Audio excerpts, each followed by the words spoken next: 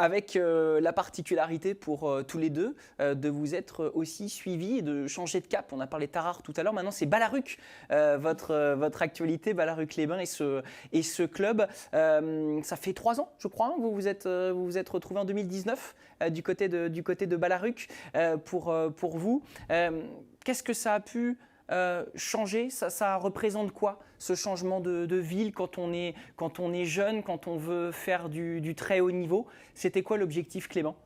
Bah là, c'était vraiment de changer de cap et de changer de philosophie en fait.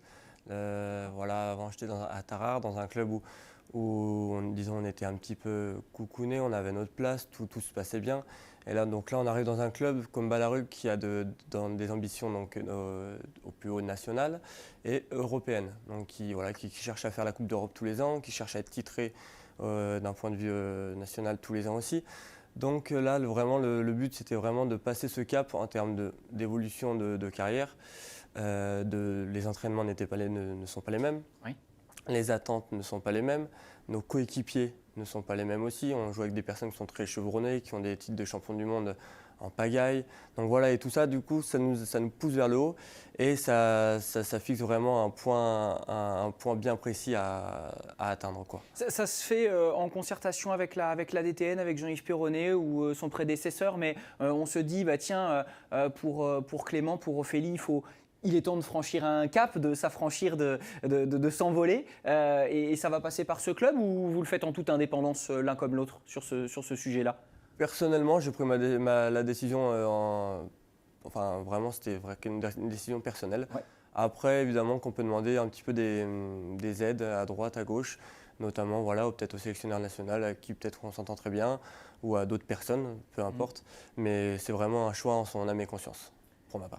De ton côté, Ophélie, la raison qui a prédominé, c'est le départ de Clément, ou vous avez fait ça ensemble en concertation?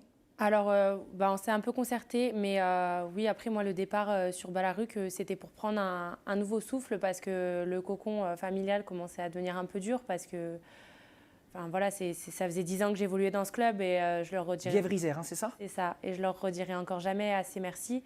Mais le fait d'être venue à Ballaruc, je devenais un peu une joueur phare. Je faisais plus d'épreuves et je pense que c'est ça qui m'a aussi permis d'encore plus... d'évoluer et de me permettre d'avoir ce titre en élite féminine, Ouais. malgré qu'il y ait quand même des très grandes concurrentes. Oui, et ça arrive avant ce titre de cette année. On parlait des titres en U18 c'était justement cette année, il me semble, du départ à Ballaruc. Donc Oui. quelque part, allez, on s'affranchit, c'est parti. Tu l'as analysé comme ça toi aussi? En fait, cette année-là, je savais que, vers le milieu d'année, ils savaient très bien que j'allais partir, je leur avais déjà un peu dit.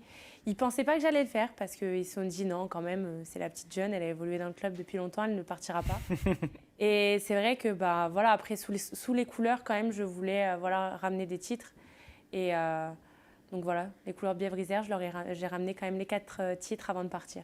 Alors ça a porté ses fruits pour toi, Ophélie, ça a aussi porté ses fruits pour toi avec cette année à Ballaruc en 2019.